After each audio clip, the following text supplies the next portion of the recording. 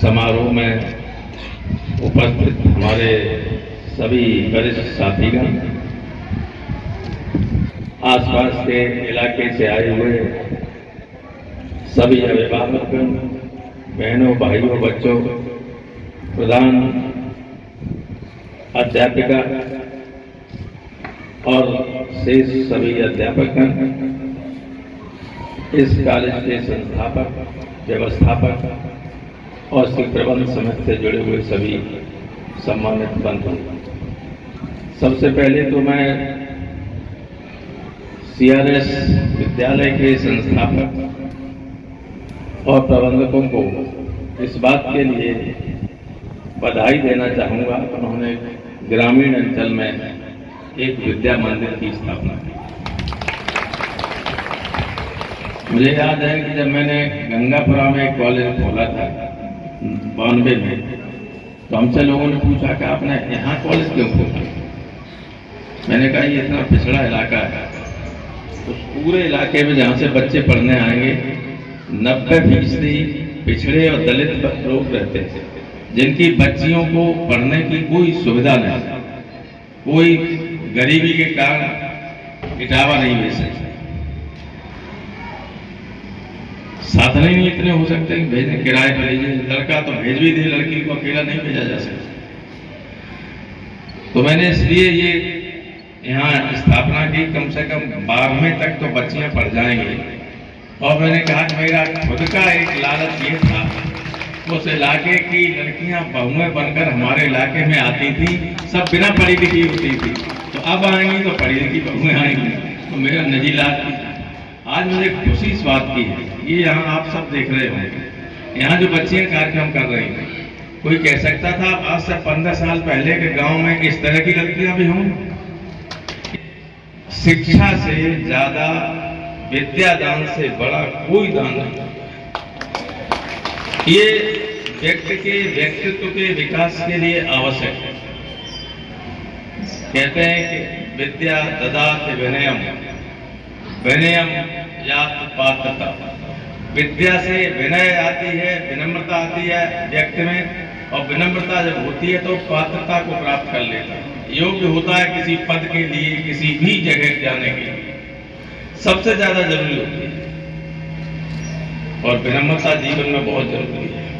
विनम्रता नहीं है, अगर अहंकार है तो फिर वो बहुत दिक्कत तलब बात होता है। अहंकार विनाश की तरफ ले जाता है।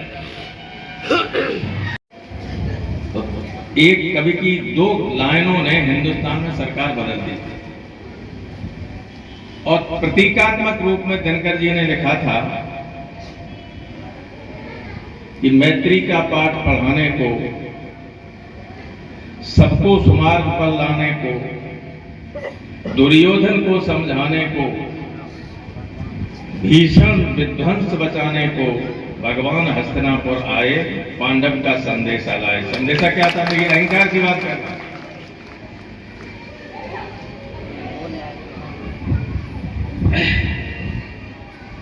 अगर देना है, अगर न्याय है तो न्याय, अगर तो आधा दो, आधा राज दीजिए। इसमें भी कोई बाधा हो तो दे दो केवल 5 गांव, रख लो अपनी धरती तमाम।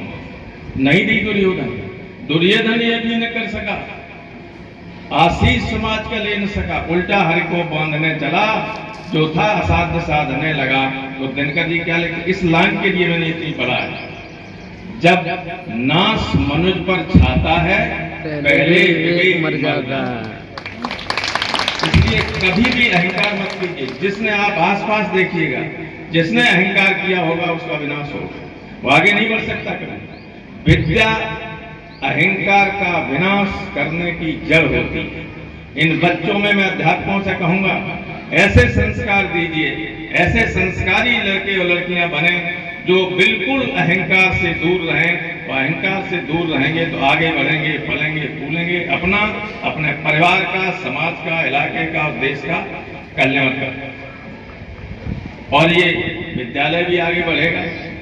छोटे छोटे बच्चों में बहुत अच्छे कार्यक्रम हमने देखा कि बच्चे जब ये कार्यक्रम कर रहे थे, आखिर में झंडा लेके तो एक बच्ची जो ऊपर खड़ी हुई थी, वो खत्म होने के बाद जिस तरह से कूदी, लगता ही नहीं था कि लड़की है, ये लड़के से बेहतर तरीके से इसकी जंप थी। तो ये स्कूल इस तरह का व्यक्तित्व पैदा करने का काम करते हैं। बस एक चीज है, अभिभावक बैठे हैं, माँ बहनें बैठी हुई बच्चों की, उनसे जरूर प्रार्थना करूंगा कि अगर बच्चा पढ़ता नहीं या टीचर कभी गुस्से में उसके कान खींच दे तो टीचर को आंखें दिखाने स्कूल मत आना।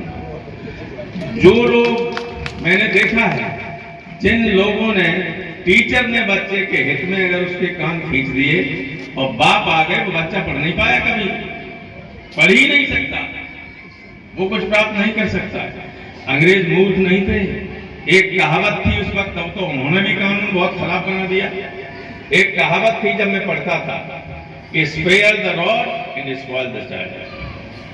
अगर छड़ी अलग हटो तो बच्चा बर्बाद हो जाता है, छड़ी से ही सुधरता। पुराने बैठे हुए पुराने लोग जो बहुत पुराने होंगे, सुबह तुम पे पिटाई हुई थोड़ी बहुत में नहीं मेहमा साहब, लेकिन अब किसी के कान भी खींच दिया तो लाठी लेके आ जाते, तो टीचर क्या पढ़ाएंगे?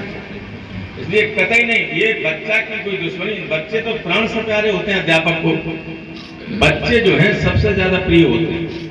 आप देखिए, तमाम कंपटीशन होता है, तमाम तरह की प्रतियोगिताएं होता, आगे बढ़ता है तो वो बहुत प्रसन्न होता है, उसे ईर्ष्या नहीं होती कि मेरा बच्चा ऐसा नहीं हुआ, ये कैसे हो गया। उसका स्टूडेंट आगे बढ़े, ये टीचर को हमेशा प्रसन्नता देने वाला होता है।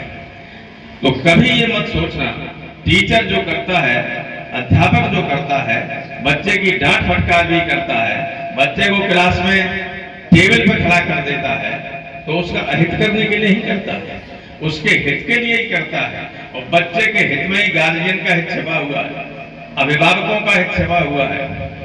इसलिए कभी जो है ये पढ़ाएंगे, डांटेंगे, फटकारेंगे, इनको छोड़ दीजिए। बच्चा आपको दिया है, पहले हम जानते थे इतनी पिटाई, विनम्र होके जाएंगे, कहीं भी विनम्र होके जाएंगे। विनम्रता हमेशा बच्चे कुछ न कुछ देती। मुझे याद है जब मैं के कॉलेज में पढ़ाता था तो एमए के वाइवा में 100 नंबर का वाइवा होता था। एक लड़का हमारे पढ़ने में भी होशियार था, वाल्मीकि था, वो इतना विनम्र था कि हम लोग जाते हम तो साइकिल से आ रहा हो तो जहां से देख लेता वहीं साइकिल से उतर के पैदल चलने लगता। जब प्रैक्टिकल वाइवा हुआ तो एग्जामिनर उज्जैन से आए थे, एक्सटर्नल इंटरनल में था, तो मैंने कहा कि बहुत ही सुसंस्कृत बच्चा है। बोले वाल्मीकि कितना सुसंस्कृत? हाँ, वाल्मीकि तो रामायण भी लिखी, इतना सुसंस्कृत है कि हम इसको 80 में 100 में 85 नंबर देना चाहते हैं। तो उन्होंने दिए 85 नंबर, फर्स्ट क्लास पास हुआ एमए में। बाद में उसके गार्जियन हमारे पास आए कि हम लोग साहब कभी नहीं सोच सकते थे कि हम तो वाल्मीकि हैं, हमारे बच्चे को सबसे ज्यादा नंबर आप दे देंगे, बच्चा आपका था ही ऐसा। तो विनम्रता जो है वो बड़े से बड़े आपने वो पिघला देगी। इसलिए हमेशा इनको टीचर से नहीं कहूंगा, सबसे बड़ा लेसन यही होगा, सबसे बड़ा पाठ बच्चों को यही होगा कि जीवन में विनम्र रहें, अहंकार से दूर रहें। तो देखिए हमेशा आप सफलता की तरफ बढ़ते रहें। मैं स्कूल की यहाँ से पढ़े हुए लड़के निकल के जाएं, नाम करें पूरे इलाके का, ये तो सबसे पिछड़ा इलाका जाना जाता है। अब भी आप हैं, चलिए बहुत बढ़िया काम किया। टीचर्स को भी बहुत बहुत अच्छा, आपके बच्चों ने बहुत अच्छा प्रदर्शन किया, बहुत बहुत धन्यवाद। नमस्कार आप